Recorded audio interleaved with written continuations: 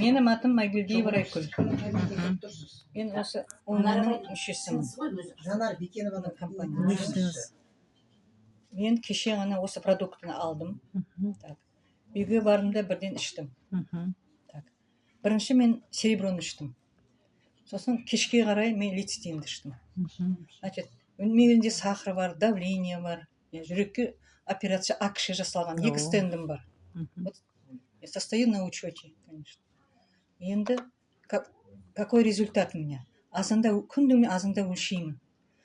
Мендегі 12, 10 болады, 8, одан түспейтін еді. Бүгін 6-ға түсті. Сахарым. Лецитин ұйықтатады деген, мен ұйқы жоқ. Неше күн болды ұйықталамаймын. Бүгін мен сағат 5-ке дейін ұйықтадым. 3-те, 2-де оянып кететін мен.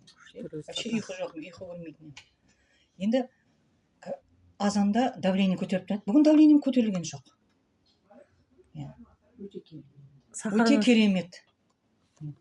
Ем болсын, ары қарай іше беріңіз, молодец, күшті